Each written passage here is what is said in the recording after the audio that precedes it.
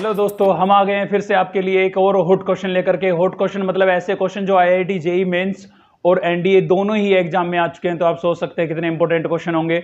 आज हम देखने जा रहे हैं 26 क्वेश्चन नंबर 26। तो इससे पहले के क्वेश्चन नहीं देखे हैं आपने या फिर सेट पर रिलेशन पर भी हमने थ्योरी भी और प्लस हॉट क्वेश्चन भी डिस्कस कर चुके हैं, ठीक है। वो सभी नहीं देखे हैं तो उनका लिंक आपको इस वीडियो के डिस्क्रिप्शन में मिलेगा। साथ ही आपको पीडीएफ नोट्स चाहिए, हैंड रिटन नोट्स चाहिए पीडीएफ की फॉर्म में, ठीक है, तो उनका लिंक भी आपको इस वीडियो के डिस्क्रिप्शन में मिलेगा। टेलीग्राम ग्रुप का, टेलीग्राम ग्रुप को ज्वाइन कर लीजिए आप, वहां पर अवेलेबल होंगे आपको नोट्स, ठीक है। चलिए देखते हैं इस क्वेश्चन का सॉल्यूशन। बहुत ही अच्छा क्वेश्चन है। तो क्या बोल रहा है भाई, let f x be a function such that f x plus y equals to f x into f Y.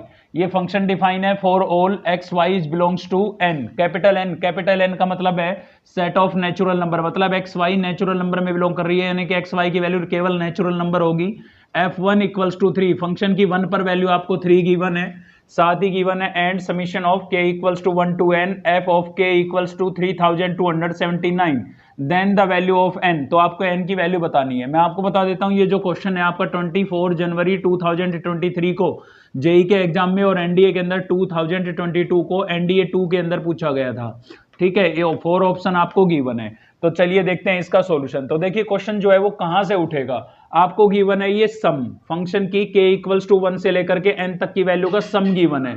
तो आपको इसी को कैलकुलेट करने की कोशिश करनी है।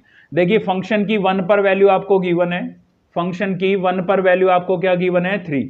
अब हमें फंक्शन की 2 पर वैल्यू कैलकुलेट करनी है, ठीक है। फंक्शन आपको डिफाइन है f of x plus y equals to f of x into f of y। ये फंक्शन डिफाइन है। आपको फंक्शन की 2 पर वैल्यू निकालनी है। तो सोचिए आप x और y को क्या रिप्लेस करें कि यहां से रिजल्ट 2 बने। तो भाई सीधी सी बात है, x को भी हम 1 रिप्लेस करें और y को भी 1 रिप्लेस करें तो इन दोनों का सम यहां पर 2 बन जाएगा, ठीक है। एक्स वाई आपके नेचुरल नंबर है तो केवल आप नेचुरल नंबर ही रिप्लेस कर सकते हैं। तो चलिए रिप्लेस कर लेते हैं। 1 प्लस 1 हो जाएगा यहां पर। यहां भी मैं x को 1 रिप्लेस कर देता हूं और y को भी 1 रिप्लेस कर देता हूं। तो ये हो जाएगा आपका f ऑफ 1 प्लस 1 2 f1 की वैल्यू आपको गिवन थी 3। अगेन f1 की वैल्यू आपको गिवन थी 3, तो 3 3 जा क्या आ जाएगा 9, यानी कि f2 की फाइनल वैल्यू आपके पास क्या आ गई 9 आ गई है, ठीक है। f1 की वैल्यू आपको गिवन थी 3।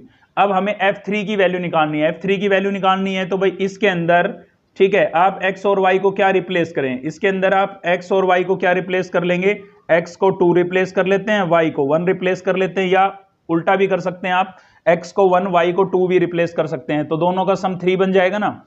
तो यहां पर हो जाएगा f of 2 plus 1 equals to f of 2 into f of 1, ठीक है। तो ये हो जाएगा आपका f ऑफ 3।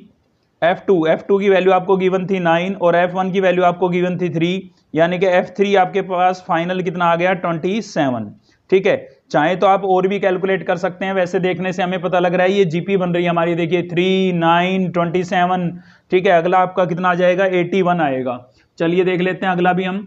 अब की बार हम 4 पर वैल्यू कैलकुलेट करनी है ना, तो x को भी 2 और y को भी 2 रिप्लेस कर लेते हैं, x को भी 2 y को भी 2, ठीक है। तो ये बन जाएगा आपका f of 2 into F of 2। आप सोच रहे होंगे 3 क्यों नहीं लिया, x या y में से किसी एक को 3 ले लेते और y को 1 ले लेते, तब भी तो 4 बनता। लेकिन फंक्शन की 3 पर वैल्यू आपको गिवन है, बिल्कुल गिवन है, तो वो भी आप रिप्लेस कर सकते हैं, कोई दिक्कत नहीं है, ठीक है। अगर ये गिवन नहीं होती तो नहीं कर सकते थे। तो यहां पर हो जाएगा f ऑफ 4।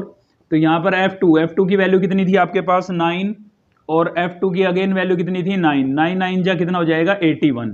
तो f4 की वैल्यू आपके पास कितनी आ गई 81 आ गई।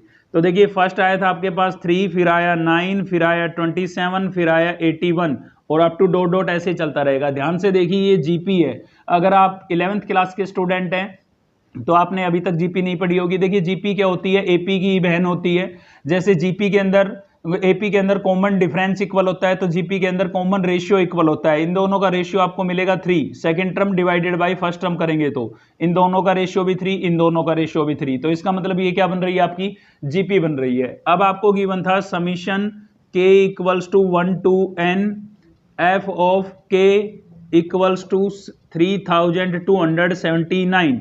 अब इससे आप क्या समझ रहे हैं कि k की वैल्यू 1 से लेकर के आपको n तक सब्स्टिट्यूट करनी है। तो भाई ये बनेगा f1 plus f2 plus f3 up to dot dot fn, equals to 3279। ठीक है, तो इसकी वैल्यू आपको गिवन थी 3 प्लस फिर गिवन थी आपको 9 फिर आपको गिवन थी 27। अगला अगर यहाँ पर मैं 4 लिखता तो क्या हो जाता है 81 और डॉट डॉट FN आ जाएगा यहाँ पर। ठीक है, इक्वल्स टू आपको गिवन है 3279। अब इसमें आप जीपी के सम का रिजल्ट लगा देंगे। तो देखिए जीपी के सम के दो रिजल्ट होते थे, एक तो होता था हमारा SN equals to AR raise to power N minus 1 upon R minus 1, और एक रिजल्ट होता था A into 1 minus R raise to power N upon 1 minus R। लगाने को तो दोनों में से कोई भी लगा दीजिए, आंसर सेम आएगा। फिर भी मैं आपको बता देता हूं, अगर R की वैल्यू 1 से ग्रेटर होती है तो इसका यूज करते हैं, और R की वैल्यू 1 से लेस होती है तो इसका यूज करते हैं। तो यहां पर R मतलब कॉमन रेशियो, तो इनका दोनों का रेशियो कितना आ रहा था आपका 3, यहां पर भी 3, मतलब कॉमन रेशियो आपका 3 था, यानी कि 1 से ग्रेटर है, तो हम इस रिजल्ट का यूज करेंगे। ए आपका क्या होगा फर्स्ट टर्म। ठीक है, इस फॉर्मूले का यूज कर रहे हैं हम। ए हमारा फर्स्ट टर्म है, मतलब कितना हो गया 3, तो ए आपका हो गया 3। आर आप कैलकुलेट करेंगे second term divided by first term, तो 9 डिवाइडेड बाय 3 करेंगे कितना आएगा 3, तो आर आपका 3 हो गया raise to power n minus 1 upon 3 minus 1। ठीक है, इसके अंदर मैंने ए और आर की वैल्यू सब्स्टिट्यूट कर दी है, मतलब इसके अंदर मैंने सम का रिजल्ट लगा दिया, ये आया मेरे पास, और इक्वल्स टू कितना था 3279। इसको सोल्व कर लेते हैं भाई। 3 into 3 raise to power n minus 1 upon 2 हो जाएगा ये, और 3279 यहाँ पर। इसको और भी थोड़ा सिंप्लीफाई कर लेते हैं। 3 raise to power n minus 1, 3279 into 2 यहाँ पर डिवाइड हो रहा था, इधर आके मल्टीप्लाई होगा, 3 मल्टीप्लाई हो रहा था, इधर आके डिवाइड हो जाएगा। ठीक है, अब इसको हम कर लेते हैं कैंसिल, तो 3 1 जा 3, 3 1 जा 3, 0, 3 9 जा 27 और 3 3 जा 9, तो ये हो जाएगा आपका 3 raise to power n minus 1 equals to 2 से इसको मल्टीप्लाई कर लेते हैं, तो 3 2 जा 6, 3 9 जा 18 और 2 1 जा 2। ठीक है, माइनस 1 को भी उधर ले जाते हैं, माइनस 1 को उधर ले जाएंगे तो 86 प्लस 1 हो जाएगा, यानी कि 3 raise to power n equals to 2187 आ जाएगा। अब देखिए यहाँ पर हमें n की वैल्यू निकालनी है, और n आपका कहाँ पर है पावर में, तो इसको आपको 3 की टर्म्स में लिखना पड़ेगा, मतलब इसके फैक्टर निकालने हैं 3 की फॉर्म, 3 की पावर में लिखना होगा, उसके लिए हमें इसके प्राइम फैक्टर करने होंगे भाई। तो चलिए हम प्राइम फैक्टर कर लेते हैं। 2187 के 3 से डिवाइड कर लेते हैं। 3 7 जा, 3 2 जा, 3 9 जा, अगेन 3 से, 3 2 जा, 3 4 जा, 3 3 जा, अगेन 3 से, 81 पर अगेन 3 से, 27 अगेन 3 से, 9 अगेन 3 से 3, तो कितने हो गए 1 2 3 4 5 6 7। तो यानी कि आप 2187 को 3 रेज टू पावर 9 लिख सकते हैं। 1 2 3 4 5 6 7, सॉरी 7 लिख सकते हैं। कितना लिख सकते हैं 7।